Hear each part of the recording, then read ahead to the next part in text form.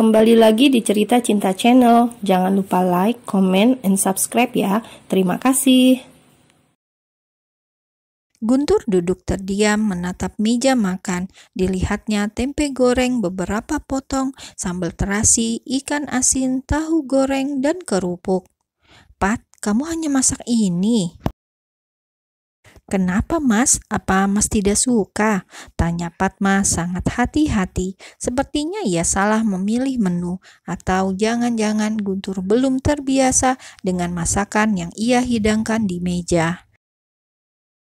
Padma tahu suaminya sejak lahir sudah makan enak, namun ia rasa makanan sederhana juga enak.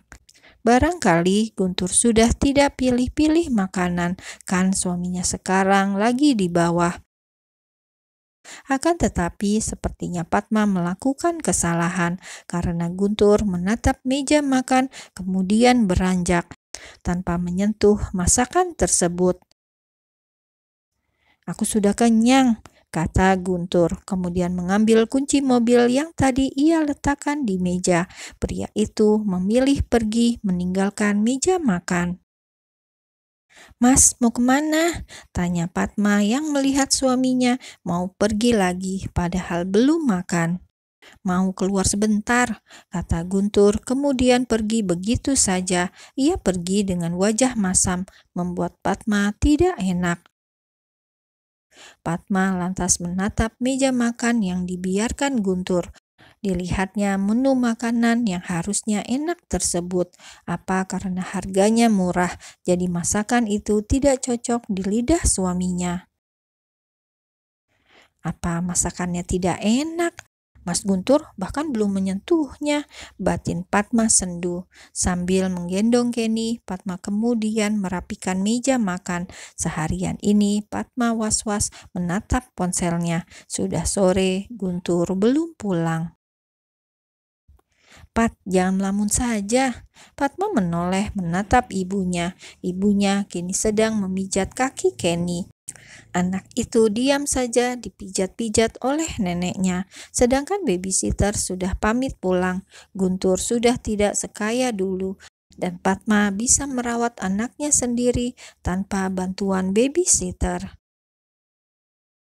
Daripada tabungan yang ia miliki untuk bayar babysitter, lebih baik untuk membeli kebutuhan sehari-hari. Apalagi Kenny masih bayi, jelas banyak kebutuhannya.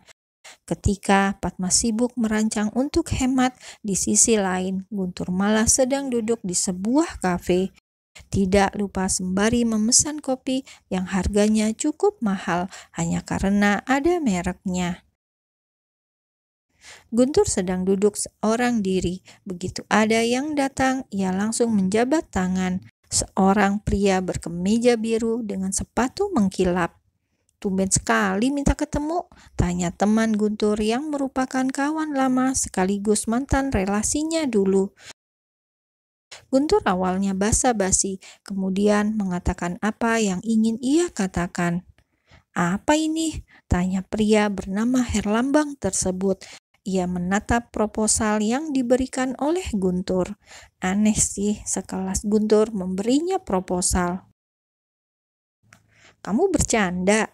tanya Herlambang sambil menyipitkan mata, masih belum percaya atas apa yang dia lihat. "Tidak, aku serius," ujar Guntur dengan wajah datar.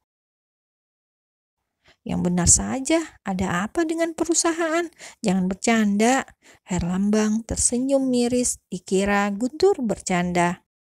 Guntur menghela nafas panjang. Ia kemudian memasang muka serius. "Ceritanya panjang, nanti akan aku ceritakan. Aku harap kamu lihat dan baca proposal ini." Herlambang hanya melirik, kemudian menyodorkan ke arah Guntur. "Ceritakan dulu, ada apa sebenarnya?" kata Herlambang yang merasa ragu. Singkat cerita, Guntur menceritakan apa yang sudah ia alami, dan reaksi Herlambang malah terkekeh. "Astaga, yang benar saja," komentar Herlambang mendengar cerita temannya itu. "Tidak ada yang lucu, apa yang kamu tertawakan?" Celetuk Guntur yang kesal pada teman lamanya itu. Lucu saja, ini bukan zaman Siti Nurbaya. Herlambang mencebik, tidak paham dengan pikiran Nyonya Gumilang. Guntur mengusap wajahnya dengan kasar. Mau bagaimana lagi, memang itulah yang terjadi. Diusir dari rumah hanya karena memilih wanita yang ia cintai daripada pilihan mamanya. Oke, aku bantu kamu keluar dari masalah ini, kata Herlambang, kemudian meraih map berisi proposal milik Guntur. Keduanya berbincang berjam-jam sampai menjelang senja dan menghasilkan kata sepakat. Akhirnya Guntur bisa pulang dengan lega. Setidaknya ada titik cerah untuk keluarga kecilnya. Kediaman sederhana Padma. Guntur pulang dengan membawa banyak paper bag. Ia membawa pulang banyak mainan serta makanan mahal. Tok tok tok. Padma. Padma yang sejak tadi menunggu suaminya langsung bergegas keluar membuka pintu. Klek, Mas. Guntur langsung masuk tanpa menatap istrinya. Mana Kenny? Guntur kemudian meletakkan semua barang yang dia bawa di atas kursi sederhana di ruang tamu itu. Apa itu, Mas? Buka saja, Kenny pasti suka. Padma kemudian membuka barang-barang yang dibawa suaminya. Mas, apa ini? Kenny masih kecil, kenapa dibelikan mainan sebanyak ini? Sayang uangnya, Mas, ini pasti sangat mahal. Wajah Guntur langsung berubah, terlihat sekali kalau dia mulai tersinggung.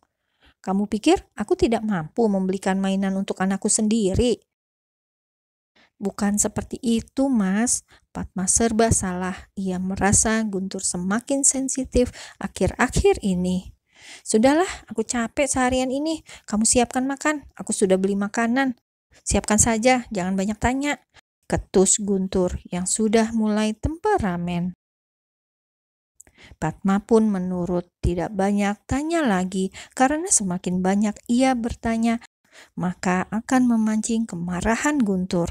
Ia memilih diam, menahan diri. Ya, selama ini hanya seperti itulah Padma. Hingga sampai beberapa hari kemudian, suami Padma tersebut mulai aneh. Guntur mulai jarang pulang. Katanya sih lembur, ada proyek baru bersama temannya. Dan ketika suaminya pulang, maka seperti biasanya, Padma akan menyiapkan makan, air hangat, dan yang lainnya. Terutama makan, Padma akan masak makanan yang wah, seperti pesta atau menu restoran mewah. Ibunya sampai tanya, kenapa masak makanan yang mahal-mahal ala restoran tersebut. Pat, sayang sekali kalau masak begini, Pat. Kemarin saja suamimu tidak pulang. Ibu menghabiskan pun kurang suka, lidah ibu tidak cocok. Ibunya Padma sampai protes. Masakan Padma sekarang seperti masakan juragannya dulu, menu mewah. Padahal sekarang mereka kan tinggal di rumah sederhana. Sepertinya menu makan mewah itu tidak cocok dihidangkan di meja makan mereka yang sangat sederhana tersebut. Padma hanya bisa menelan ludah. Mau bagaimana lagi? Suaminya mau masakan tersebut. Ia diberikan uang untuk masak enak, meskipun sayang sekali uangnya. Masak beli lobster saja 500.000, padahal beratnya tidak sampai 250 gram. Entahlah, daripada suaminya naik darah, Padma lebih memilih menurut saja. Kan sayang, Pat, uangnya bisa kamu tabung. Saran Ibu Padma yang masih memikirkan hemat. Sekali masak saja bisa ditabung. Kalau dikali sebulan, Padma bisa punya belasan juta rupiah untuk ditabung. Nggak apa-apa, Bu, ini kesukaan Mas Guntur. Padma hanya bisa memberikan pengertian ala kadarnya pada sang ibu. Ibunya pun hanya bisa menggeleng kepala. Lidah orang kaya memang sulit dimengerti.